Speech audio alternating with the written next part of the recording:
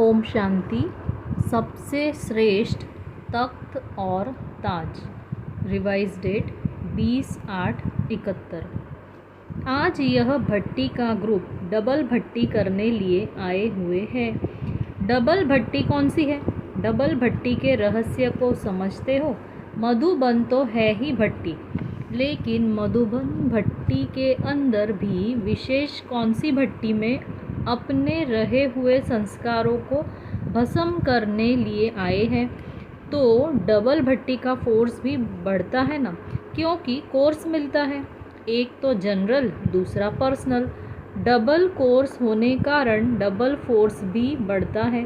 तो जैसे double force बढ़ता है वैसे ही सदा अपने को डबल ताजधारी समझकर चलते रहे तो यह डबल कोर्स सदैव फोर्स में रहे। डबल ताज कौन सा है? अभी डबल ताजदारी हो कि भविष्य में बनेंगे। अभी डबल ताज कौन सा है? एक है लाइट अर्थात प्योरिटी की निशानी का, और दूसरा है जो संगम युग पर सर्व प्राप्तियाँ होती है, जिस शक्ति द्वारा ही जिम्मेवारी को धारण कर सकते हो। तो लाइट का क्राउन भी और माइट का भी है, प्योरिटी का भी और पावर का भी। यह डबल ताज निरंतर धारण करने वाले। तो बताओ, डबल फोर्स सदा कायम नहीं रहेगा? दोनों की आवश्यकता है, और दोनों सदा कायम रहने से सदा शक्तिशाली स्वरूप दिखाई देंगे। सर्विस में सफलता प्राप्त करने लिए भी यह दो ताज आवश्यक है। फिर जितना जितना नंबरवार हर एक ने धारण किए हैं उस प्रमाण स्वरूप में सफलता व अपने पुरुषार्थ में सफलता पाते जा रहे हैं। तो डबल ताज भी चाहिए और डबल तख्त भी चाहिए। डबल तख्त कौन सा है? हर एक ने अपना अपना रिस्पॉन्स किया। एक तो बाप दादा के दिल रूपी तख्त नशीन होना है। सभी से श्रेष्ठ तख्त तो बाप दादा के दिल तख्त नशीन बनना ही है।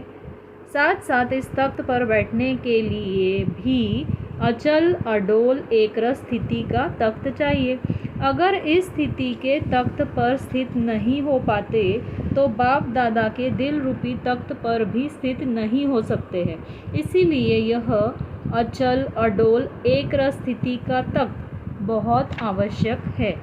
इस तख्त से बार बार डगमग हो जाते हैं, इसीलिए अपने अकाल तख्त नशीन न बनने के कारण इस एकरस स्थिति के तख्त पर भी स्थित नहीं हो सकते।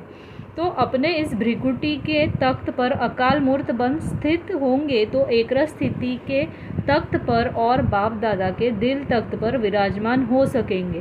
तो डबल ताजदारी भी हो, डबल तख्त नशीन भी हो, और जो नॉलेज मिल रही है वह नॉलेज भी मुख्य दो बातों की है। वह कौन सी है? नॉलेज भी मुख्य दो बातों की मिलती है ना, अल्फ और बे कहो व रचयिता और रचना कहो।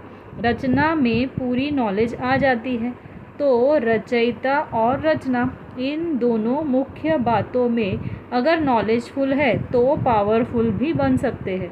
अगर कोई रचना की नॉलेज में पूरा नॉलेजफुल नहीं है, कमज़ोर है, तो स्थिति डगमग होती है। रचना की भी पूरी नॉलेज को जानना है। जानना सिर्फ सुनने को नहीं कहते, जानना अर्थात मानना और चलना, इसको कहते हैं नॉलेजफुल। जो जानता, मानता और चलता भी है। अगर मानना और चलना नहीं है तो नॉलेजफुल व ज्ञान स्वरूप नहीं कहा जाता। चलना, मानना अर्थात स्वरूप बनना। कुछ न कुछ रचयिता और रचना के नॉलेज की कमी हो जाने कारण पुरुषार्थ में कमी पड़ती है। इसीलिए सारी नॉलेज की इन दो बातों को ध्यान में रखते हुए चलो। अच्छा, यह तो हुई नॉलेज। ऐसे ही डबल कर्तव्य में भी रहना है। यह डबल कर्तव्य कौन सा है? आज दो की गिनती ही सुना रहे हैं। दो कर्तव्य बताओ। सारे दिन में डबल कर्तव्य आपका चलता रहता है। मुख्य कर्तव्य है ही विनाश और स्थापना का। कुछ विनाश करना है और कुछ रचना रचनी है। रचना सभी प्रकार की रचते हो। एक तो सर्विस द्वारा अपनी राजधानी की रचना कर रहे हो, और दूसरी करनी है बुद्धि में शुद्ध संकल्पों की रचना। और व्यर्थ संकल्पों व विकल्पों के विनाश की विधि भी आप लोग समझ गए हो। रचना मनसा द्वारा भी और वाणी द्वारा भी दोनों प्रकार की रचना रचते हो। इसी प्रकार डबल कर्तव्य करते हो। इसी कार्य में सारा दिन बिजी रहे तो बताओ एक रस स्थिति नहीं हो सकती। एक रस स्थिति नहीं रहती। उसका कारण रचना रचने नहीं आती व विनाश करना नहीं आता। दोनों कर्तव्य में कमी होने कारण एक रस स्थिति ठहर नहीं सकती। इसीलिए डबल कर्तव्य में रहना है। यह डबल कर्तव्य भी तब कर सकेंगे जब पोजीशन में रहेंगे। डबल पोजीशन कौन सा है? इस समय का पूछ रहे हैं। डीटी देवत्व से इस समय का गॉडली पोजीशन हाईएस्ट है। तो एक यह पोजीशन है कि गॉडली चिल्ड्रन है, ब्रह्मा कुमार कुमारियाँ भी है। यह हुआ साकारी पोजीशन और दूसरा है निराकारी पोजीशन। हम सभी आत्माओं से हीरो पाठधारी आत्माएं श्रेष्ठ आत्माएं हैं। और दूसरा पोजीशन है ईश्वरीय संतान, ब्रह्मा कुमार कुमारीपन का। यह दोनों पोजीशन स्मृति में रहे तो कर्म और संकल्प दोनों ही श्रेष्ठ हो जाएंगे। श्रेष्ठ आत्मा अथवा हीरो अपने को समझने से ऐसा कोई व्यवहार नहीं करेंगे जो ईश्वरीय मर्यादाओं के व ब्राह्मण कुल की मर्यादा के विपरीत हो।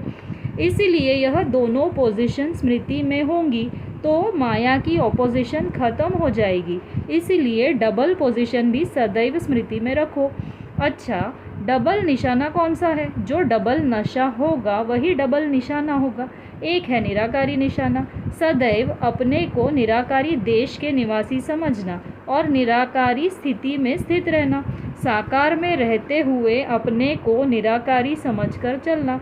एक सोल कॉन्शियस व आत्मा अभिमानी बनने का निशाना और दूसरा निर्विकारी स्टेज, जिसमें मनसा की भी निर्विकारीपन की स्टेज बनानी पड़ती है। तो एक है निराकारी निशाना और दूसरा है साकारी। तो निराकारी और निर्विकारी यह है दो निशानी। सारा दिन पुरुषार्थ योगी और पवित्र बनने का करते हो ना।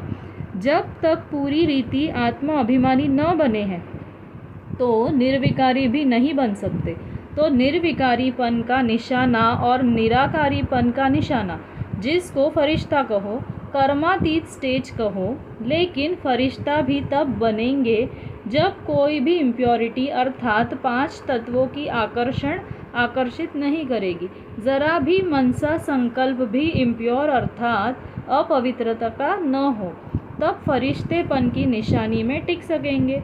तो यह डबल निशाना भी सदैव स्मृति में रखना। और डबल प्राप्ति कौन सी है? अतीन्द्रिय सुख की प्राप्ति, उसमें शांति और खुशी समाई हुई है। यह हुआ संगम युग का वर्षा। अभी जो प्राप्ति है वह फिर कभी भी प्राप्त नहीं हो सकती। तो डबल प्राप्ति है बाप और वर्षा।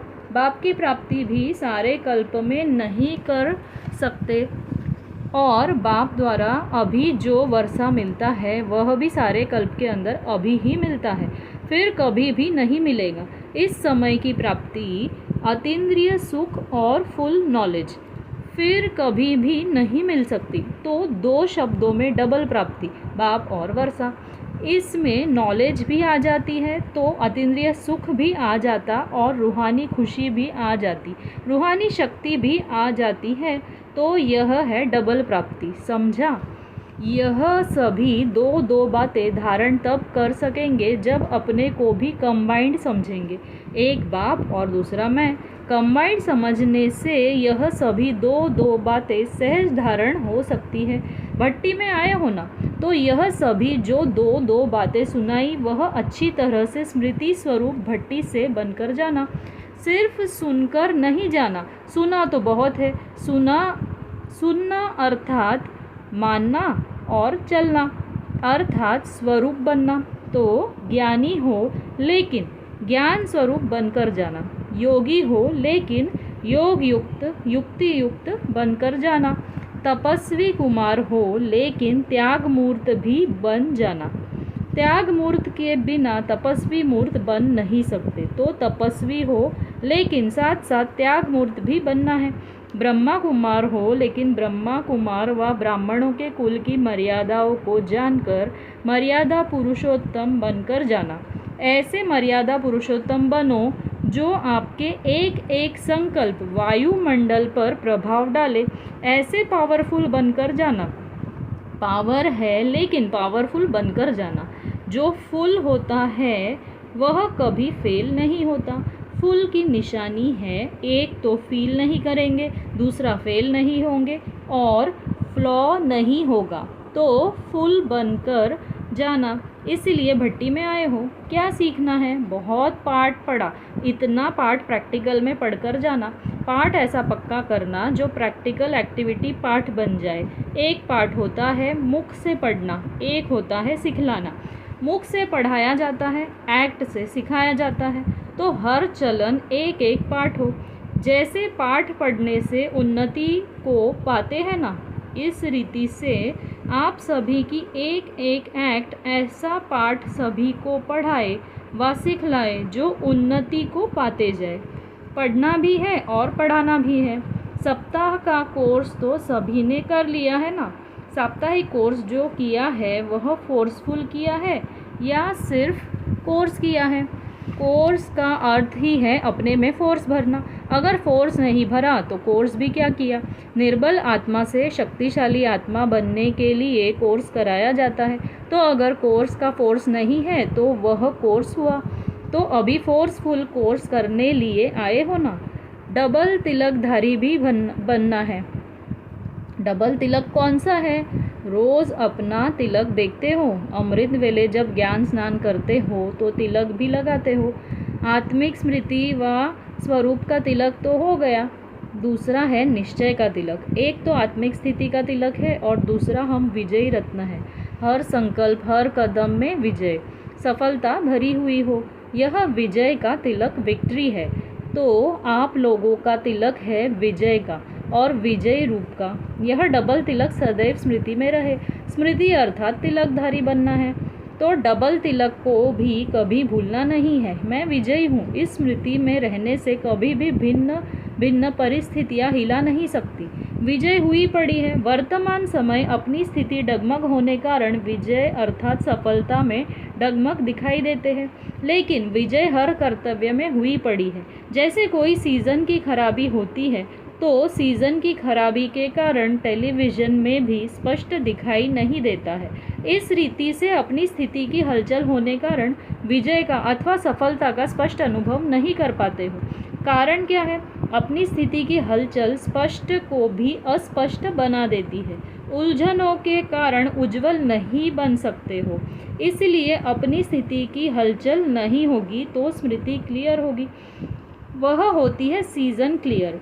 यह है स्मृति क्लियर।